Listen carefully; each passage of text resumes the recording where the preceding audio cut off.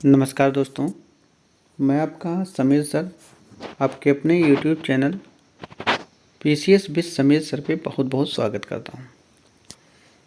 जैसा कि आप जान रहे हैं कि अपने पिछले लेक्चर में हमने फंडामेंटल राइट अर्थात मौलिक अधिकारों तक देखा। आज का हमारा जो टॉपिक होगा वो है डीपीएसपी अर्थात राज्य के नीति निर्देशक तत्व। ठीक है, तो देखिए, इसके बारे में हम लेक्चर शुरू करें उसके पहले हम फिर से कहेंगे कि हमारा ये लेक्चर जो है वो बेसिकली कुछ एग्ज़ाम जिसमें संविधान यानी कि भारतीय जो संविधान है, इंडियन कॉन्स्टिट्यूशन है, उसके क्वेश्चन आते हैं उसके लिए है। जैसे यूपीएससी, यूपीपीएससी और यूपी ट्रिपल एससी से होने वाले जितने भी एग्ज़ाम हैं उसके लिए उपयोगी होगा। यूपीपीएससी में बहुत सारे एग्ज़ाम आते हैं, स्पेशली यूपीपीसीएस आरओ एआरओ के लिए ये बैच चल रहा है। इसके सारे क्वेश्चन जितने भी होंगे अधीनस्थ चयन सेवा आयोग या संघ लोक सेवा आयोग में आने वाले एग्जामिनेशन जिसमें पॉलिटी का सेक्शन इम्पॉर्टेंट है उसके लिए बराबर रूप से महत्वपूर्ण और उपयोगी होगा। तो अभी तक अगर आपने हमारे पिछले सारे लेक्चर को नहीं देखा है तो उसको बढ़िया से देखिए और संविधान के जितने भी लेक्चर हैं सबको देख जाइए। देखिए, अगर मैं बात करूं आज के टॉपिक की तो आज का जो हमारा टॉपिक है वो है राज्य के नीति निर्देशक तत्व, डीपीएसपी के नाम से जिसे आप जानते हैं। देखिए, जो डीपीएसपी है भारतीय संविधान के भाग 4 में निहित है। कौन से भाग में है? भाग 4 में निहित है, जैसा कि यहाँ लिखा हुआ है। देखिए, अगर हम इसके आर्टिकल्स की बात करें, अनुच्छेद की बात करें, तो इसका अनुच्छेद जो है 36 से लेकर 51 तक में वर्णित है। ठीक है, तो अनुच्छेद 36 से अनुच्छेद 51 तक में किसके बारे में बताया गया है? राज्य के नीति निर्देशक तत्वों के बारे में। अगर हम बात करें कि राज्य के नीति निर्देशक तत्वों को किस देश से लिया गया, तो उसको लिया गया आयरलैंड से। कहाँ से लिया गया? आयरलैंड से लिया गया। ठीक है, ये क्वेश्चन एग्जाम में कई बार आ चुका है कि राज्य के नीति निर्देशक तत्वों को कहाँ से लिया गया। ये सारे क्वेश्चन बारी बारी से आते रहते हैं, इसलिए आपका काम है कि अच्छे से चीज़ों को पढ़िए। अब अगर हम बात करें राज्य के नीति निर्देशक तत्वों में जो भी कहा गया है उस पर कानून बनाने का यानी कि विधि बनाने की शक्ति किसे है, तो वो जो शक्ति है वो राज्यों के पास है। ये राज्य का कर्तव्य है कि डीपीएसपी से संबंधित सभी विषयों पर वह लागू करे या कानून बनाए। मतलब एक कंपलसरी नहीं है, लेकिन राज्य का ये कर्तव्य है, एक तरह से राज्य का कर्तव्य। देखिए, यहाँ लिखा हुआ है इस पर विधि बनाने में इस तत्व को लागू करना ये राज्य का दायित्व है, कर्तव्य है। ठीक है, अब अगर बात करें डीपीएसपी में कुछ चीज़ें हैं, जैसे कल्याणकारी राज्य की संकल्पना है। क्या है? कल्याणकारी राज्य की संकल्पना के बारे में बताया गया है। कल्याणकारी जो राज्य है उसका उद्देश्य है सामाजिक और आर्थिक प्रजातंत्र स्थापित करना। तो कई बार क्वेश्चन आ चुका है, कल्याणकारी राज्य की प्राप्ति के लिए कौन संविधान का भाग है या कौन सी चीज़ है जो ज़्यादा फोकस करता है, तो डीपीएसपी। हालांकि कई बार एग्जाम में प्रियम्बल यानी कि प्रस्तावना भी आता है, जिसमें अगर डीपीएसपी के साथ प्रस्तावना भी ऑप्शन में है, जैसे मान लेते हैं क्वेश्चन आ गया कि कल्याणकारी राज्य की संकल्पना किस में निहित है, और उसमें प्रस्तावना और जो है नीति निर्देशक तत्व दोनों ऑप्शन में है, तो आप अगर दोनों लगाने का ऑप्शन होगा तो दोनों लगाएंगे। लेकिन अगर मान लीजिए ऑप्शन 4 ऐसे हैं जिसमें आपको दोनों चूज करने के लिए पर्याप्त आधार नहीं है कि आप कैसे चूज करें, 4 ऑप्शन में 4 चीज़ें हैं, तब वहाँ आप डीपीएसपी लगाएंगे, प्रस्तावना नहीं। और अगर आपको ये आता है केवल प्रस्तावना रहता है ऑप्शन में तो प्रस्तावना लगाएंगे, केवल डीपीएसपी रहता है तो केवल डीपीएसपी लगाएंगे, दोनों रहता है तो दोनों लगाएंगे। लेकिन अगर ऐसा आ गया कि दोनों में से किसी एक का चुनाव करना है, तब आप राज्य के नीति निर्देशक तत्वों का चुनाव करेंगे। ये भी क्वेश्चन आ चुका है कई बार कि यह किस उद्देश्य के लिए है, तो सामाजिक और आर्थिक प्रजातंत्र को स्थापित करने के लिए यह है। ठीक है, अब आप समझ गए होंगे।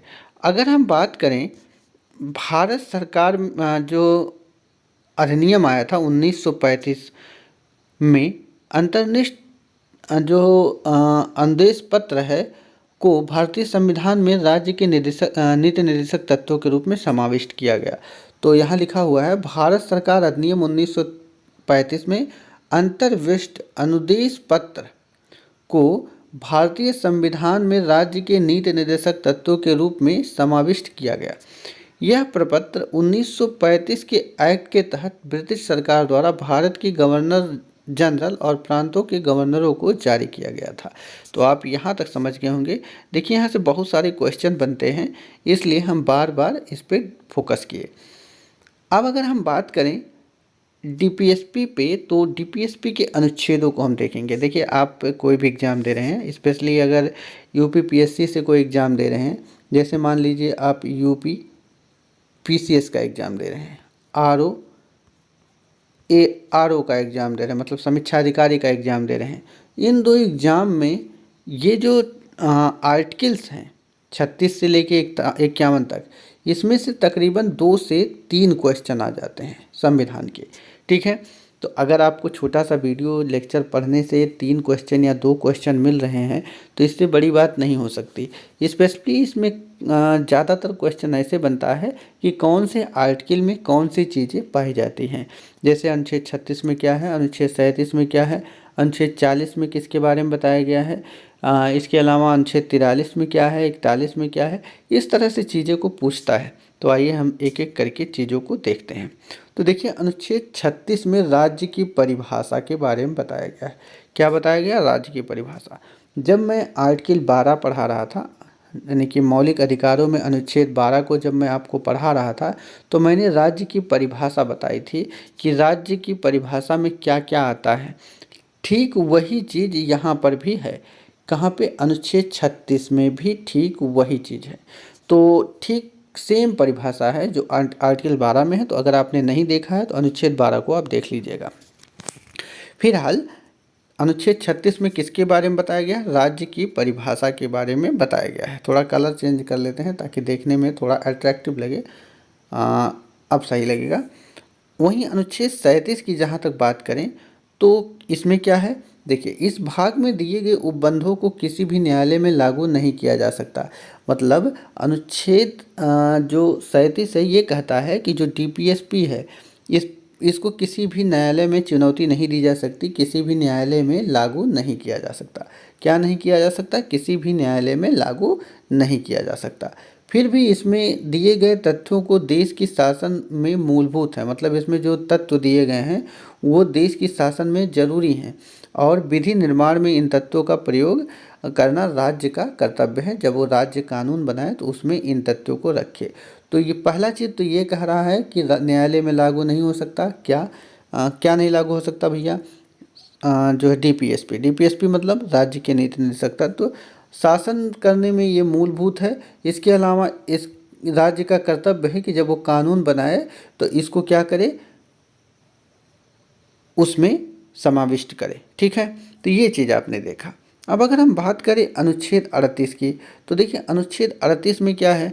तो अनुच्छेद 38 में जो है राज्य लोक कल्याण की आवृत्ति के लिए सामाजिक व्यवस्था बनाएगा जिसमें नागरिकों को सामाजिक, आर्थिक एवं राजनीतिक न्याय मिलेगा। तो इसमें सामाजिक, आर्थिक और राजनीतिक न्याय देने की बात की गई है। किसको? जो है नागरिकों को। ठीक है, और ये कर्तव्य किसका है? ये कर्तव्य है राज्य का। ठीक है, तो यहाँ तक आपने देखा।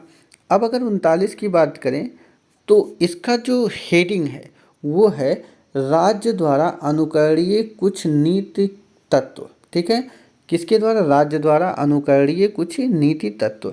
तो इसमें का, खा, गा करके इस तरह से है, का, खा, गा, घा। तो देख लेते हैं इसके बारे में कि इसमें क्या क्या चीज़ें दी गई हैं। ठीक है, अब अगर हम बात करें अनुच्छेद 39 के सेक्शन 1 की, मतलब का की, तो इसमें कहा गया है राज्य जो है प्रत्येक स्त्री एवं पुरुष को समान रूप से जीविका के साधन उपलब्ध कराएगा। क्या करेगा? समान रूप से जीविका के साधन को उपलब्ध कराएगा। किसको? स्त्री को और पुरुष को। ठीक है, राज्य कराएगा।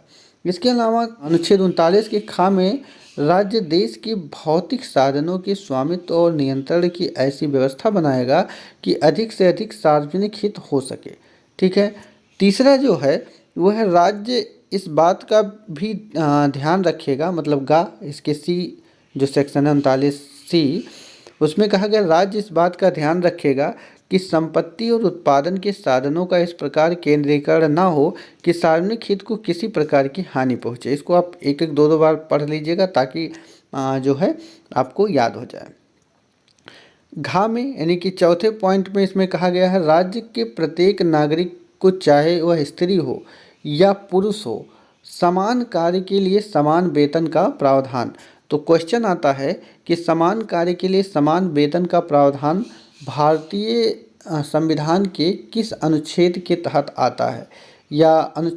तो इसका आंसर आप जान गए होंगे, कौन है? 39 घा। ठीक है, 39 घा में ऐसा कहा गया है, आर्टिकल 39 घा में कहा गया है कि राज्य चाहे स्त्री हो या पुरुष हो समान कार्य के लिए समान वेतन देगा, कोई भेदभाव नहीं करेगा।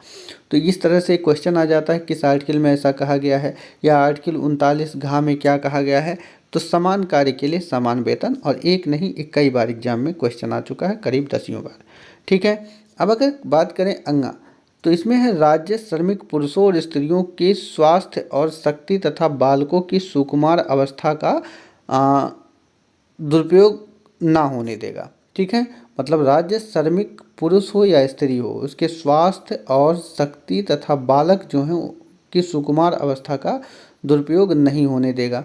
मतलब इसमें स्वास्थ्य और शक्ति और बालकों के यानी कि सुकुमार जो बालक हैं उनके प्रोटेक्शन की बात कही गई है राज्य के द्वारा। अब अगर हम बात करें 39 चा की, तो देखिए अगर 39 चा की जहाँ तक बात करें तो 42वें संविधान संशोधन 1976 द्वारा इसको जोड़ा गया। किसके द्वारा? 42वें। इसमें कहा गया राज्य द्वारा बच्चों को स्वास्थ्य रूप में विकास के लिए अवसर और सुविधाएं प्रदान की जाएगी। किसको भैया? बच्चों को। किसके लिए? विकास के लिए। किस रूप में? स्वस्थ रूप में। अवसर और सुविधाएं प्रदान की जाएंगी, इन्हें स्वतंत्रता और सम्मान की स्थिति प्राप्त होगी और बच्चों तथा युवकों के शोषण से तथा भौतिक तथा नैतिक परित्याग से रक्षा की जाएगी। तो ये चीज़ कहाँ कहा गया है? 39 चा में। और किस संविधान संशोधन से जोड़ा गया है? 42वां संविधान संशोधन 1976 से। एक चीज़ और जान लीजिएगा कि ये जो संशोधन से जोड़े गए हैं इसको आप अलग से कहीं लिख लीजिएगा। हालांकि देखते हैं आगे हो सकेगा तो हम करवाएंगे, अगर नहीं करवाते हैं तो आप इसको लिख लीजिएगा कि कौन कौन से DPSP में हैं जो जोड़े गए बाद में। ठीक है। अब अगर हम बात करें जो है अनुच्छेद 40 की, तो यहाँ ग्राम पंचायतों के संगठन की बात की गई है। तो बार बार क्वेश्चन आता है कि ग्राम पंचायतों के संगठन की भूमिका किस अनुच्छेद में है या किस आर्टिकल के थ्रू लिया गया है? तो अनुच्छेद 40। और किसके विचारों पर आधारित है? तो आप सब जानते होंगे, महात्मा गांधी। इसके बाद हम अनुच्छेद 40 के बाद अनुच्छेद 41 पे आते हैं। तो इसमें है कुछ दशाओं में काम, शिक्षा और लोक सहायता पाने का अधिकार। क्या? कुछ दशाओं में काम, शिक्षा और लोक सहायता पाने का अधिकार। इसके अंतर्गत कुछ प्रावधान राज्य द्वारा किया गया है। क्या किया गया है इसके बारे में देख लीजिए। ये भी क्वेश्चन आ जाता है कि काम का अधिकार, शिक्षा का अधिकार, लोक सहायता पाने का अधिकार किस अनुच्छेद में है? तो अनुच्छेद 41 में है। देखिए इसमें कुछ कानून बनाए गए राज्य के द्वारा। पहला है इंदिरा गांधी राष्ट्रीय वृद्धावस्था पेंशन योजना। इसके अलावा इंदिरा गांधी राष्ट्रीय विधवा पेंशन योजना, इंदिरा गांधी राष्ट्रीय विकलांगता पेंशन योजना, राष्ट्रीय परिवार लाभ योजना, अन्नपूर्णा योजना, ये सारी चीज़ें। ठीक है। अब अगर बात करें अनुच्छेद 42 की, तो इसको देख लेते हैं, कई बार एग्जाम में आ चुका है। अनुच्छेद 42 काम की न्याय संगत और मानवोचित दशाओं का तथा प्रसूति सहायता की बात की गई है। मतलब जो प्रेगनेंसी वाली स्थिति होती है उसमें जो आप देखते होंगे कि स्त्रियों को क्या होता है, कुछ फंड मिलता है, उसकी बात की गई है। उसमें भी ये प्रावधान राज्य ने बाद में किया था। तो काम की न्याय संगत एवं मानवोचित दशा, मतलब काम ऐसा मिलना चाहिए जो न्याय संगत हो और मानव के करने लायक हो, ऐसा ना हो कि जानवरों की तरह काम कराएं, और प्रसूति सहायता का उपबंध अनुच्छेद 42 में किया गया है, मतलब अनुच्छेद 42 में इसका उल्लेख किया गया है। ठीक है, अब अगर बात करें अनुच्छेद 43 में क्या है, तो देखिए अनुच्छेद 43 में कर्मकारों के लिए निर्वाह मजदूरी एवं कुटीर उद्योग को प्रोत्साहित किया गया है। मनरेगा कार्यक्रम आपको इसी के तहत जो है उपलब्ध कराती है भारत सरकार। तो निर्वाह मजदूरी एवं कुटीर उद्योग को प्रोत्साहन देने की बात कही गई है अनुच्छेद 43 में। इसके अलावा अनुच्छेद 43 का की बात करें तो इसको भी 42वें संविधान संशोधन 1976 द्वारा जोड़ा गया, और 3 जो है 1977 से अंतर स्थापित हुआ है। तो कई बार एग्जाम में आ जाता है कि कौन से संविधान संशोधन द्वारा जोड़ा गया, तो 42वें संविधान संशोधन द्वारा जोड़ा गया। और इसमें जो 43 का है, इसमें कहा गया है कि उद्योगों के प्रबंधन में कर्मकारों की भूमिका या भागीदारी। ठीक है, तो उद्योगों के प्रबंधन में कर्मकारों की भागीदारी किस अनुच्छेद में? अनुच्छेद 43 का में। अब देखिए अनुच्छेद 43 का के बाद जहाँ तक हम बात करें अनुच्छेद 43 खा की, तो इसको 97वें संविधान संशोधन अधिनियम 2011 द्वारा जोड़ा गया 15/2/2012 को। ठीक है, तो 97वें संविधान संशोधन अधिनियम 2011 द्वारा जोड़ा गया। वैसे जो हम पढ़ रहे थे फंडामेंटल राइट, आर्टिकल 19 में भी सहकारी समितियों को जोड़ा गया था इसी संविधान संशोधन द्वारा, शायद वहाँ स्लिप किया है तो आप जान लीजिएगा। 19 में जो है सहकारी समितियों का उल्लेख किया गया है किस संविधान संशोधन द्वारा? 97वें संविधान संशोधन अधिनियम 2011 द्वारा। हालांकि 97वें संविधान संशोधन अधिनियम को आगे हम करवाएंगे। ठीक है, तो उसके लिए निश्चिंत रहिएगा, फिलहाल इतना जान लीजिए। अब अगर हम बात करें इसमें है क्या, तो सहकारी सोसाइटियां हैं। ठीक है, अब अगर बात करें 44 में जो है राज्य भारत के समस्त राज्य क्षेत्र में नागरिकों को एक समान सिविल संहिता प्राप्त कराने का प्रावधान करेगा। तो एक समान सिविल संहिता अभी वर्तमान में बहुत ज़्यादा मुद्दे में रहता है कि राज्य का ये दायित्व है कि वो एक समान सिविल संहिता को लागू कर सकता है, जैसा कि भारत के एकमात्र राज्य है गोवा जहाँ एक समान सिविल संहिता लागू है। ठीक है, और अगर हम बात करें अगले अनुच्छेद की, तो इसके बारे में हम डिस्कशन कर चुके हैं अनुच्छेद 45 में के बारे में, जब हम फंडामेंटल राइट पढ़ रहे थे तभी। तो देख लेते हैं फिर से। इसमें 6 वर्ष से कम आयु के बालकों के लिए प्रारंभिक बाल्यावस्था, देखरेख और शिक्षा का उपबंध किया गया है, और यह कर्तव्य किसको दिया गया है? राज्य को दिया गया है। मैंने बताया था 86वें संविधान संशोधन 2002 द्वारा इसको जोड़ा गया, और इसमें 1/4/2010 से प्रतिस्थापित कर दिया गया। ठीक है, तो इसके बारे में मैं पहले ही डिस्कस कर चुका हूँ, आप लोगों को याद आ गया होगा। अब अनुच्छेद 46 की बात करें तो इसमें अनुसूचित जाति, अनुसूचित जनजाति और अन्य दुर्बल वर्गों के लिए शिक्षा और अर्थ संबंधी हितों की अभिवृद्धि, मतलब इसमें SC ST और अन्य दुर्बल वर्गों के लिए शिक्षा का प्रावधान और अर्थ संबंधी हितों की अभिवृद्धि का प्रावधान किया गया है किसमें? अनुच्छेद 46 में। तो शिक्षा और अर्थ मतलब धन संबंधी हितों की अभिवृद्धि किसमें की गई है? अनुच्छेद 46 में। किसके लिए? अनुसूचित जाति, अनुसूचित जनजाति और अन्य दुर्बल वर्गों के लिए। अब अगर हम बात करें अनुच्छेद 47 में क्या है, तो इसमें है राज्य पोषाहार स्तर, जीवन स्तर को ऊंचा करने तथा लोक स्वास्थ्य का सुधार करने का राज्य का कर्तव्य होगा कि राज्य भाई पोषाहार के स्तर में मतलब कुपोषण न रह जाए, जीवन स्तर को ऊंचा करे, लोक स्वास्थ्य को की देखभाल करे, ये सारी चीज़ें। अब अगर हम बात करें अगले चीज़ की, तो अनुच्छेद 48 में कृषि एवं पशुपालन का संगठन दिया गया है। वहीं अनुच्छेद 48 का जो है मतलब ये 42वें संविधान संशोधन 1976 द्वारा जोड़ा गया और 1977 में अंतःस्थापित हुआ, और पर्यावरण का संरक्षण तथा संवर्धन और वन एवं वन्य जीवों की रक्षा का इसमें उल्लेख किया गया है। इसके बारे में बताया गया है कि राज्य का कर्तव्य होगा कि वो पर्यावरण का संरक्षण करे, संवर्धन करे, वन एवं वन्य जीवों की रक्षा करे। ठीक है, तो ये भी आप समझ गए होंगे। अब अनुच्छेद 49 में दिया गया है राष्ट्रीय महत्व के स्मारकों, स्थानों और वस्तुओं का संरक्षण करना। ठीक है, तो ये किस में दिया गया? अनुच्छेद 49 में। कई बार ये सारे सवाल आ चुके हैं, तो क्वेश्चन अगर आप करेंगे तो आपको सारी चीज़ें वैसे ही समझ में आने लगेंगी, तो क्वेश्चन करना जरूरी है। तो अनुच्छेद 49 में राष्ट्रीय महत्व के स्मारक स्थानों और वस्तुओं का संरक्षण के बारे में बताया गया है। अभी तक चैनल को सब्सक्राइब नहीं किए हैं, नए व्यूअर हो तो सब्सक्राइब कर लीजिए। अब वही अनुच्छेद 50 की बात करें तो राज्य की लोक सेवाओं में न्यायपालिका को कार्यपालिका से पृथक करने के लिए राज्य का कदम उठाएगा।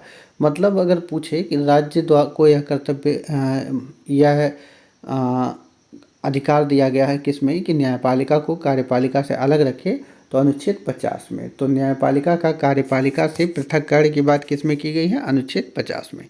ठीक है। अब अगर बात करें अनुच्छेद 51 में, तो कई बार आ चुका है कि अनुच्छेद 51 में क्या है, तो अंतर्राष्ट्रीय शांति एवं सुरक्षा की अभिवृद्धि की बात की गई है। और इसमें जो है अंतर्राष्ट्रीय शांति एवं सुरक्षा की अभिवृद्धि, राष्ट्रों के बीच न्यायसंगत और सम्मानपूर्ण संबंधों को बनाए रखना, संगठित लोगों को एक दूसरे के व्यवहारों में अंतर्राष्ट्रीय विधि और संधि बाध्यताओं के प्रति आदर बढ़ाना। इसके अलावा अंतर्राष्ट्रीय विवादों के मध्यस्थता द्वारा निपटारे का प्रयास की बात की गई है। तो यहाँ तक आपने अभी तक देखा अनुच्छेद 51 में क्या है, अंतर्राष्ट्रीय शांति एवं सुरक्षा की अभिवृद्धि के बारे में बताया गया है। ठीक है। अब कुछ अन्य और निर्देशक तत्व हैं उसके बारे में देख लेते हैं। जो हमने ऊपर पढ़ा ये उसके अलावा है कि जो है ये तो भाग 4 में दिया गया है कि भाई डीपीएसपी के बारे में, लेकिन संविधान के भाग 4 के अलावा भी कुछ जगहों पर डीपीएसपी के तत्व मिलते हैं, उसको हम बता रहे हैं। तो देखिए अनुच्छेद 350 का की हम बात करें तो प्राथमिक स्तर पर मातृभाषा में शिक्षा देने की व्यवस्था जो है ये राज्य का कर्तव्य है। ठीक है। देखिए अनुच्छेद 351 की जहाँ तक हम बात करें तो उसमें कहा गया है कि संघ का यह कर्तव्य होगा कि वह हिंदी भाषा के प्रसार और विकास के लिए कार्य करे। और 350 का में प्राथमिक स्तर पर मातृभाषा में शिक्षा देने की व्यवस्था की बात की गई है। अब अनुच्छेद 335 की जहाँ तक बात करें तो संघ अथवा राज्य की सेवाओं में नियुक्त करने में SC/ST मतलब अनुसूचित जाति या अनुसूचित जनजाति के सदस्यों के दावे का प्रशासन की दक्षता बनाए रखते हुए ध्यान दिया जाएगा। ये भी चीज़ 335 में कहा गया है। ठीक है। अब अगर हम बात करें 25वें संविधान संशोधन द्वारा डीपीएसपी को फंडामेंटल राइट मतलब जो राज्य के नीति निर्देशक तत्व हैं उसको मौलिक अधिकारों पर अभिभावी बना दिया गया है। ठीक है। ठीक है। वहीं केटी शाह ने डीपीएसपी को बैंक की सुविधा अनुसार अदा होने वाला चेक कहा है। मतलब केटी शाह ने नीति निर्देशक तत्वों को कहा है कि यह बैंक की सुविधा अनुसार अदा होने वाली चेक है। मतलब उनके कहने का यह है कि राज्य अपनी सुविधा के अनुसार इसको लागू करती है, नहीं लागू करती है ये चेक। ठीक है। तो केटी शाह ने शब्द कहा है, कई बार एग्जाम में आ चुका है। अब हम देखते हैं मौलिक अधिकारों में और जो है डीपीएसपी मतलब राज्य के नीति निर्देशक तत्वों में मौलिक अंतर क्या है उसके बारे में। ठीक है। तो देखिए डीपीएसपी एक तरफ लिखा है फंडामेंटल राइट मतलब राज्य के नीति निर्देशक तत्व, और फंडामेंटल राइट मतलब मौलिक अधिकार। तो डीपीएसपी जो है आयरलैंड के संविधान से लिया गया है, आप सब जानते होंगे, पहले डिस्कस कर चुके हैं। और फंडामेंटल राइट जो है ये यूएसए के संविधान से लिया गया है। डीपीएसपी भाग 4 में है और फंडामेंटल राइट मतलब मौलिक अधिकार भाग 3 में है। डीपीएसपी लागू करने के लिए न्यायालय नहीं जाया जा सकता मतलब परिवर्तनीय नहीं है, लेकिन फंडामेंटल राइट को जारी करने के लिए या लागू करने के लिए लोग या फिर जो भी जिसका भी फंडामेंटल राइट का हनन हो वो न्यायालय जा सकता है, इवन सुप्रीम कोर्ट में डायरेक्ट जा सकता है अगर किसी के मौलिक अधिकार की हनन हो रही है। तो कहने का मतलब है कि फंडामेंटल राइट मतलब मौलिक अधिकार न्यायालय में परिवर्तनीय है और डीपीएसपी परिवर्तनीय नहीं है। तो ये चीज़ कई बार एग्जाम में आ चुका है। इसके बाद अगर हम बात करें डीपीएसपी जो है समाज की भलाई के लिए है और जो है फंडामेंटल राइट यानी कि मौलिक अधिकार व्यक्ति के अधिकार की रक्षा के लिए है। तो एक तरफ नीति निर्देशक तत्व समाज की भलाई की बात करता है और फंडामेंटल राइट यानी कि मौलिक अधिकार व्यक्ति के अधिकारों की रक्षा करता है। ठीक है। अगर अगला चीज़ देखें तो डीपीएसपी अर्थात राज्य के नीति निर्देशक तत्व राजनैतिक मान्यता है इसकी, और फंडामेंटल राइट यानी कि मौलिक अधिकारों की क्या है कानूनी मान्यता है। अब अगर हम बात करें डीपीएसपी के बारे में, तो सरकार के अधिकारों को बढ़ाता है, वही मौलिक अधिकार सरकार के महत्व को घटाता है। ठीक है। अगला चीज़ अगर हम देखें डीपीएसपी के बारे में, तो राज्य सरकार के द्वारा लागू करने के बाद ही नागरिकों को प्राप्त होता है, और वहीं फंडामेंटल राइट, यह जो फंडामेंटल राइट है नागरिकों को स्वतः प्राप्त होता है। तो यहाँ तक हमने अब तक देखा। अब अगला टॉपिक हमारा होगा मौलिक कर्तव्य। लेकिन मौलिक कर्तव्यों को हम अगले लेक्चर में पढ़ेंगे, क्योंकि लेक्चर जो है 20-25 मिनट के आसपास हो गया होगा और आप लोग जो है बोर हो जाते होंगे बहुत बड़ा लेक्चर देखने में। तो नेक्स्ट लेक्चर के साथ हम लोग फिर से मिलेंगे। और एक चीज़ जान लीजिए कि चीज़ों को अच्छे से पढ़िए और चैनल को सब्सक्राइब कर लीजिए। हम अगले लेक्चर में आपसे फिर से मिलेंगे, तब तक के लिए नमस्कार।